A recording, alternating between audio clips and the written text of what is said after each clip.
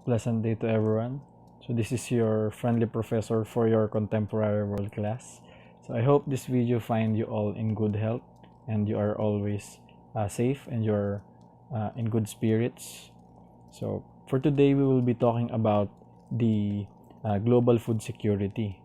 Of course, as we all know, uh, food security is one of the top concerns of our country and of course, one of the top concerns of the world. So ano nga ba yung problema with global food security? Of course, yung hunger. As we all know, hunger in the world is increasing. Dumadami yung mga tao, dumadami yung mga families na walang makain or nahihirapan makahanap ng resources para makakain. So, isa sa mga growing concerns is of course yung food crisis lalong lumalala, especially sa panahon na may mga calamities, sa panahon ngayon na nagkakaroon ng pandemic, ng mga kumakalat na sakit. And of course, syempre, nandyan pa rin yung long-standing problem with poverty. So of course, syempre, ang isa sa mga growing concerns dito is of course, how will we be able to develop agriculture as a steady source of livelihood and source of our food.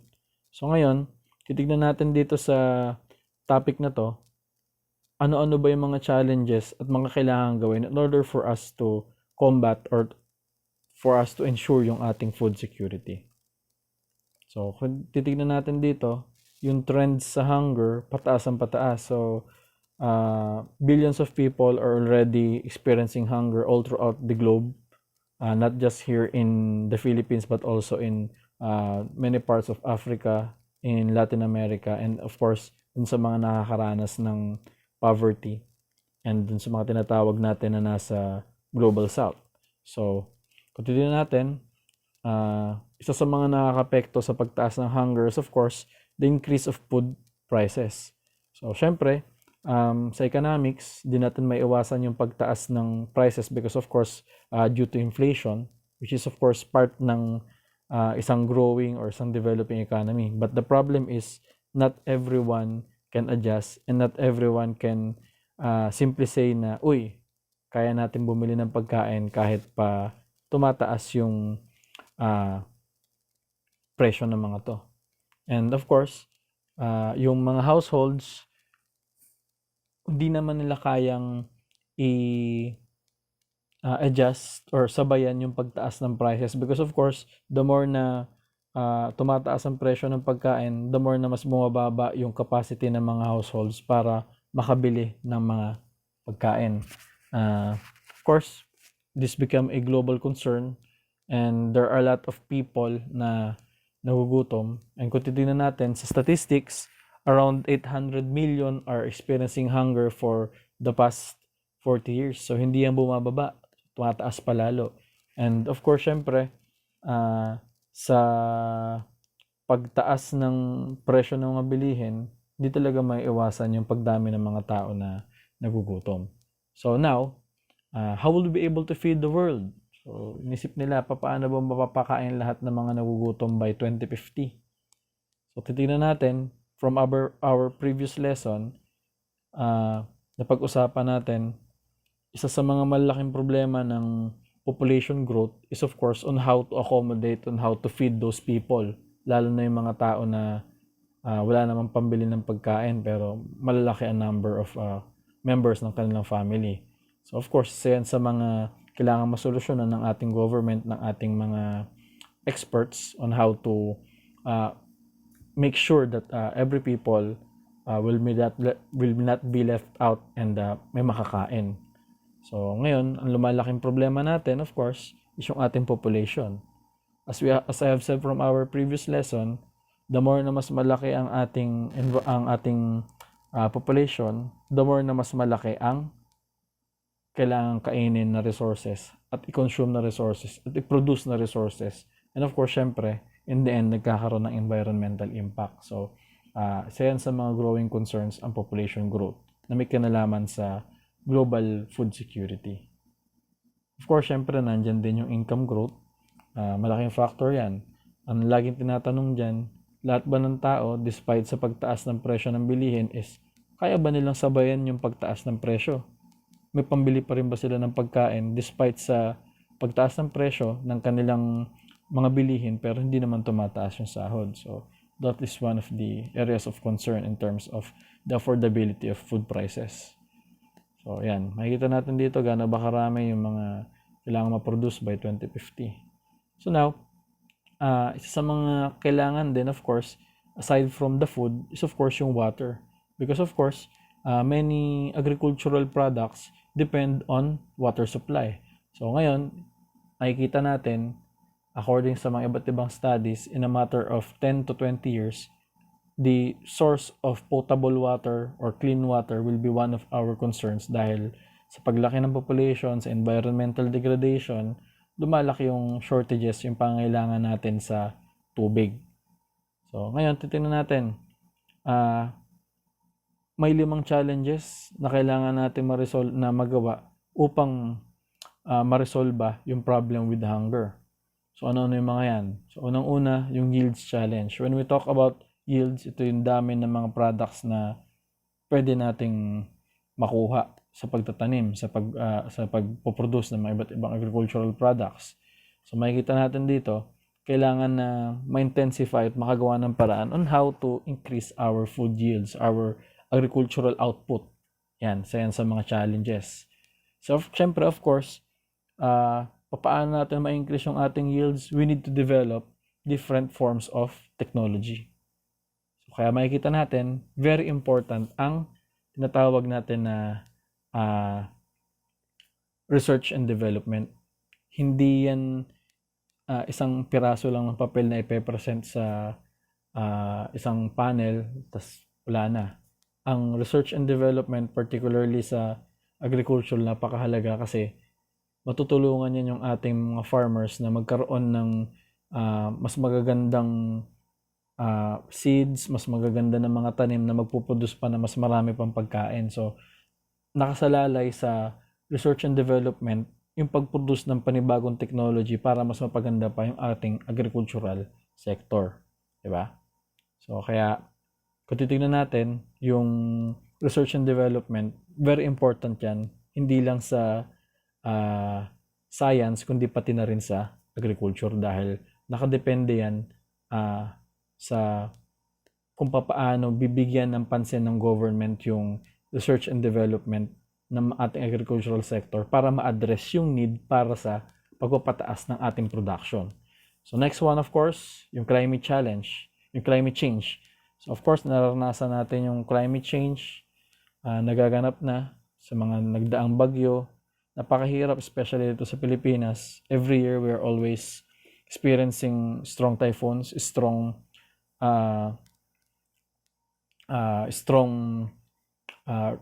tropical storms, yung mga ganyan. Kahit hindi naman talaga tag-ulan, malalakas minsan yung mga ulan na dumarating. Nakaka-apekto, nagkakaroon ng baha, nagkakaroon ng pagkasira ng mga pananim.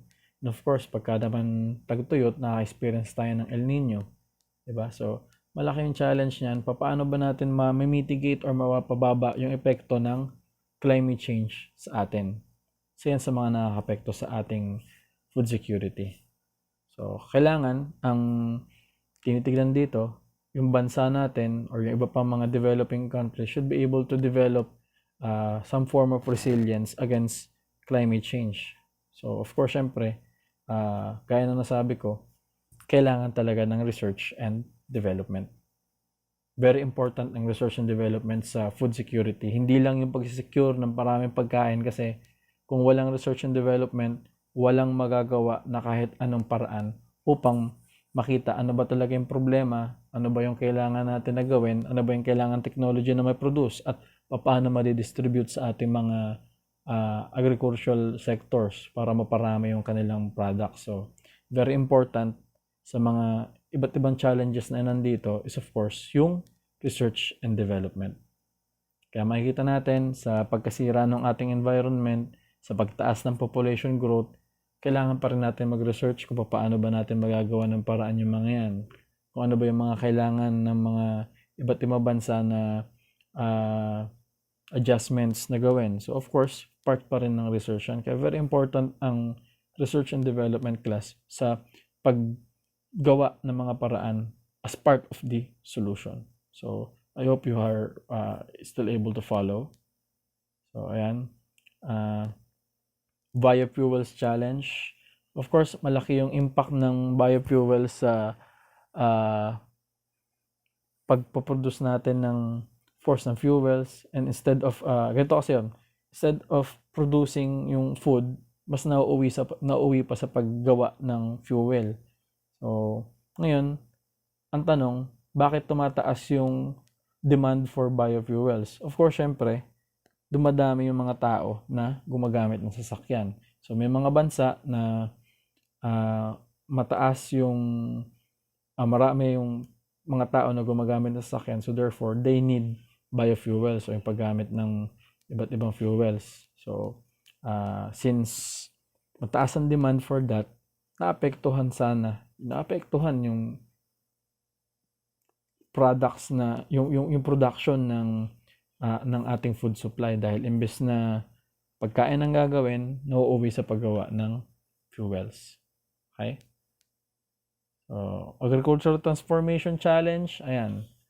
Gaya na sinasabi ko sa inyo, yung mga livelihoods natin naapektuhan dahil sa yung agricultural livelihood naapektuhan dahil sa pag-increase ng population, of course, in the changing times. Mas marami ng tao yung gustong magtinda na lang ng kung ano-ano, magkaroon ng ibang trabaho dito sa city, or magkaroon ng mga trabaho na hindi related sa agriculture. So, ano nangyari? Yung mga families na supposedly dapat for agriculture, they are shifting away from a different form of livelihood, income. Ano nangyari? Kumukonti yung mga farmers, kumukonti yung nagpo-produce ng ating food products. So, kailangan natin na sa agricultural transformation na binabanggit dito, kailangan ma-reintroduce ang agriculture as a steady source of income sa atin, para yung mga farmers natin, hindi sila ma-discourage at they will keep on producing kasi may kita silang maayos. So, malaking challenge yan para sa bansang kagaya natin na hindi masyado nabibigyan ng pansin yung ating farmers, yung ating agriculture, at ayan, naapektuhan tayo. Of course, syempre sa governance challenge, malaki ang role ng government sa pag-develop ng research and development, sa pagkakaroon ng political will para magawa lahat ng yan. Kung walang initiative ang government, kung walang policies na gagawin, kung walang political will, kung wala talagang initiative or kahit anumang effort ang government na gagawin, hindi tayo magkakaroon ng food security. So, kung meron man isang institutional agency na dapat kumilos para sa food security natin, of course, dapat ang magli-lead dyan is our government. Dahil of course, sila yung may hawak ng pondo ng taong bayan. So therefore, dapat sila yung mag-aayos ng ways or means on how to address yung mga iba't ibang mga issues concerning yung global hunger natin or yung food security natin. Kaya kailangan natin sa food security yung tulong ng government to enact programs and policies that would enable our country to produce, enable our country to create technology, and of course to be more resilient in times of the different changes in our climate and the different experiences na nakakapekto sa atin sa food security. So with that, I hope you have learned something from our discussion. So makikita natin sa dulong-dulo nito, napakahalaga ng agriculture, napakahalaga ng pagtatanim, napakahalaga ng food security sa atin. So as an individual, huwag natin sayangin yung pagkain na nasa atin. Pagpasalamat tayo na nakakain tayo, or kung nakakain tayo palagi. So I hope you have learned something, and I am very happy that you're able to reach this stage na nandito tayo sa latter part na ng ating mga discussion. So I hope to see you once again, and always stay safe, and make sure that you are following yung ating mga ginagawa dito. And if you have any questions, feel free to ask Yun lang. And then, thank you very much. Have a good day.